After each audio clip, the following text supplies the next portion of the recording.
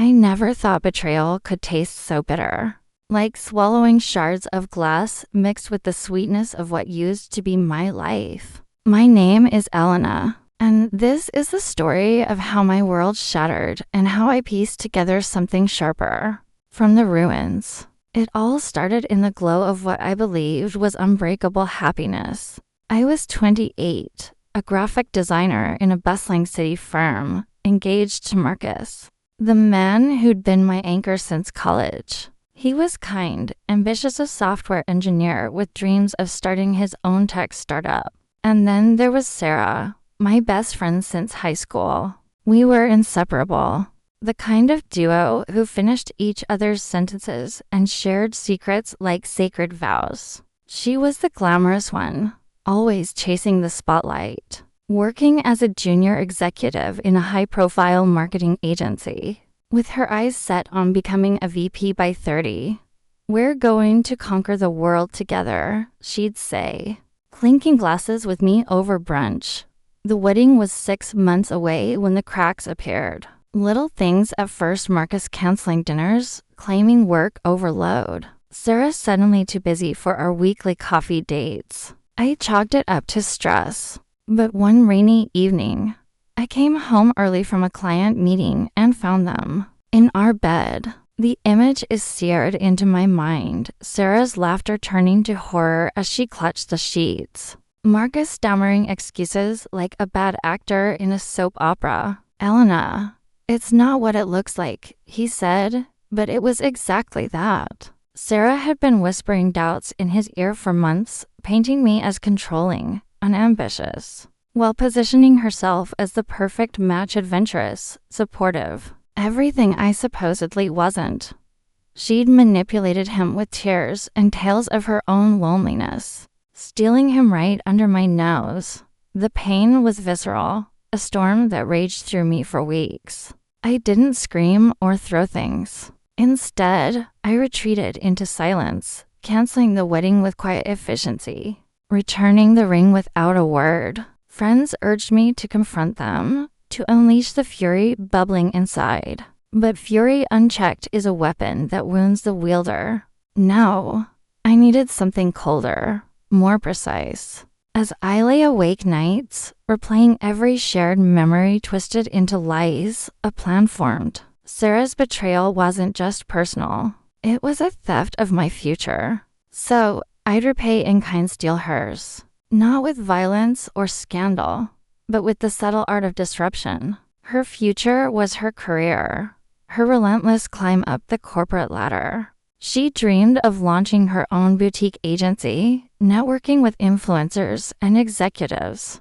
I knew her secrets, the ones she'd confessed in vulnerable moments, the plagiarized college thesis that got her that first internship, the fabricated resume entries inflating her experience, and worst of all, the embezzlement from her previous job, a small sum siphoned to fund her lavish lifestyle.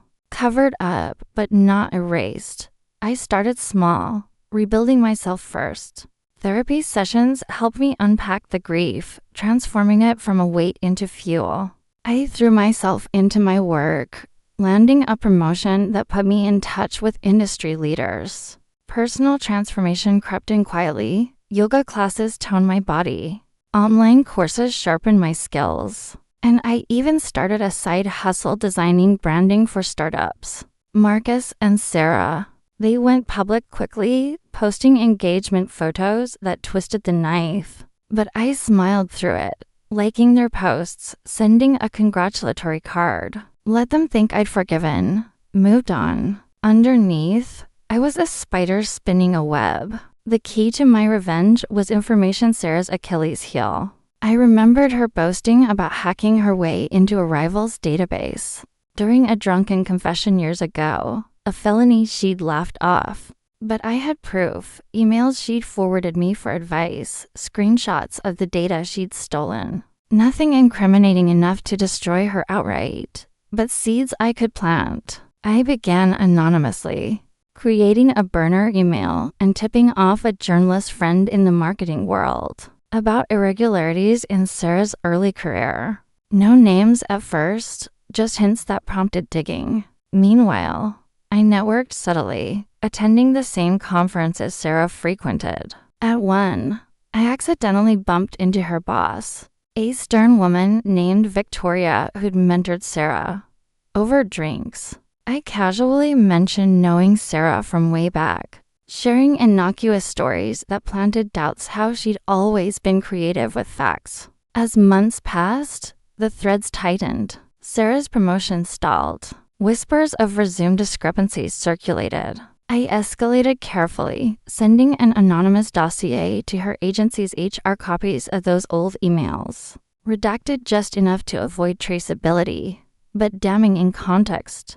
It included a timeline of her embezzlement, backed by public records I'd unearthed through late-night research. Not enough for charges the statute had lapsed, but sufficient to raise red flags.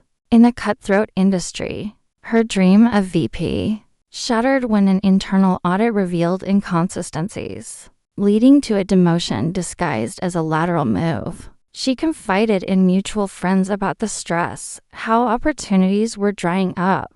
I feigned sympathy when she reached out, her voice trembling over the phone. "Elena, I miss our friendship. Marcus and I. It just happened. Can we talk?" We met at a cafe. Her once confident demeanor cracked. She apologized tearfully, blaming impulse, loneliness. Marcus had proposed, but she admitted doubts. I listened, nodding, offering hugs. Inside, satisfaction bloomed. But I wasn't done.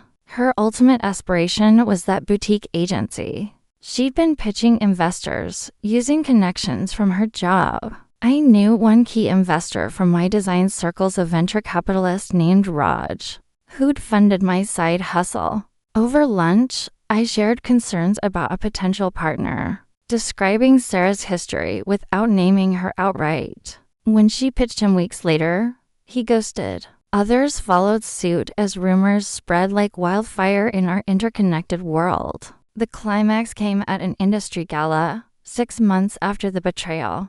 Sarah arrived on Marcus's arm, her smile forced, dress impeccable, but eyes shadowed. I had transformed, sleek bob haircut, designer gown from my earnings, radiating confidence. We locked eyes across the room. She approached hesitantly. "You look amazing, Elena." I smiled warmly. "Thanks. Heard about your setbacks. Tough break." Her face paled as I leaned in. "Karma's a bitch, isn't it? But don't worry, I'm over it." I didn't confess, no need. The realization dawned in her eyes, a mix of fear and regret. Marcus shifted uncomfortably, perhaps sensing the undercurrents. In the end, Sarah's future crumbled. Her agency dream fizzled. She quit her job amid the scandals, moving to a smaller firm in a different city. Her reputation tarnished just enough to bar the big leagues. Marcus, their relationship frayed under the pressure, ending in a quiet split. Me, I thrived. My side hustle became a full-fledged business, partnering with ethical entrepreneurs. I dated casually, but mostly reveled in solitude's strength. The revenge wasn't about destruction. It was reclamation. By stealing her future, I'd forged my own stronger, wiser, unburdened by traitors. Looking back, betrayal taught me resilience. Sarah's manipulation exposed my naivety, but revenge honed my cunning. I didn't become bitter. I evolved. And if there's a moral here, it's this: sometimes the best vengeance is living well, with a strategic push to ensure others don't. My story ends not in triumph's fanfare, but in quiet satisfaction. I have moved on, but Sarah, she'll always wonder if the shadows in her path were mere coincidence, or the echo of a friendship she betrayed.